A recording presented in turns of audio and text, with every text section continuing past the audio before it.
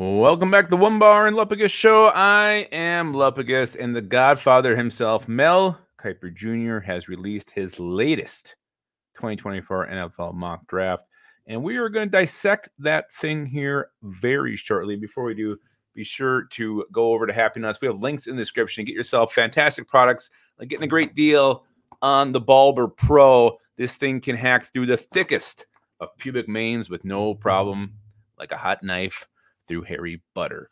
All right, let's talk about Mel Kiper Jr. and his mock. No surprise, there is a trade up for the Minnesota Vikings. Let's just pull it up and go over it here quickly. All right, so we got Caleb Williams going 1. I think, that is 100% a given at this point. The draft really does start at 2 is where the intrigue starts, and it's really not even that intriguing.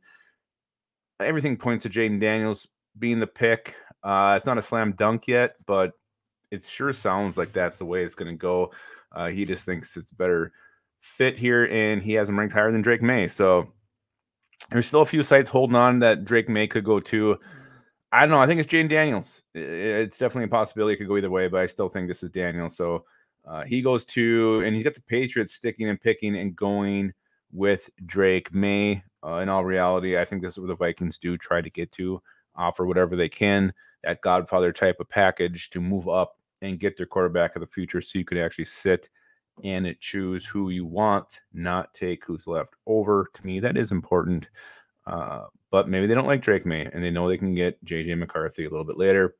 Arizona Cardinals going with Marvin Harrison Jr. at pick 4. Again, Vikings could trade up to this spot as well. I would be very nervous at this point, just sitting here watching the board. If the Cardinals are on the board, we haven't traded up yet, and that thing ticks down, I'm going to be shitting bricks that whole 10 minutes until either their logo stays the same or the Vikings helmet comes in there. Because that is a hot spot. That's where I'm afraid the Giants could actually jump up, because Cardinals can move down. They probably wouldn't get Harrison at 6, but they could still get Neighbors or Adunze. So, and then you can't say the same about going to 11. So, to me, if the Cardinals move, it's probably going to be to 6, because I don't think they want to miss a superstar wide receiver like a Harrison Jr. or a Neighbors. They traded down last year. Why do that again? Why keep settling for second best when you can have the best, a legit superstar wide receiver prospect that doesn't come around very often? All right, let's go now. He's got the Vikings here. Projected trade. Vikings use their extra round 1 pick to move up. Okay, so he just says, I believe there was the reason the Vikings made a deal last month with Houston to acquire a second first rounder. They needed extra capital to move up.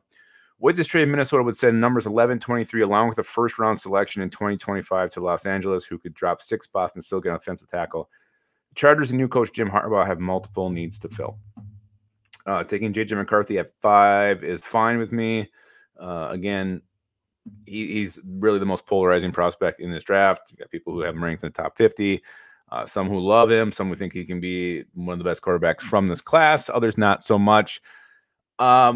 To me, the only problem I have with this is 11, 23 and next year's first to go to 5. There was talk that's what the Cardinals wanted at 4. It's only 6 picks. To me, that's a major overpay. I don't think you have to go up next year's first to get here.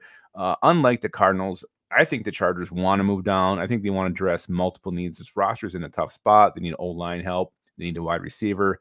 I think they can get that at 11 and 23. I don't think you need to throw in that extra first. Maybe you throw in something else.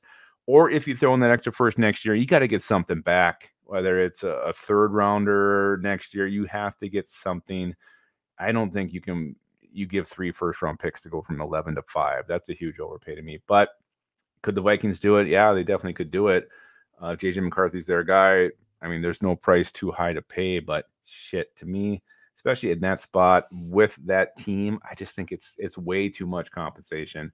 If it was a 11-23, a third next year, and we get a 5th back, I think that's more fair. That's more realistic. But again, it's the draft. Anything can happen. Kwesi has, done some head scratching moves before in the past, so we'll see what he does this year. So that's Mel Kiper's mock for the Vikings, trading up to 5, giving up to 3 first rounders to get to 5. What do you guys think of that? Do you love it? Do you hate it? Do you not care? Are you already kissing next year's first goodbye, assuming we get our quarterback this year? Let me know what you're thinking, and always keep your skull in your hole.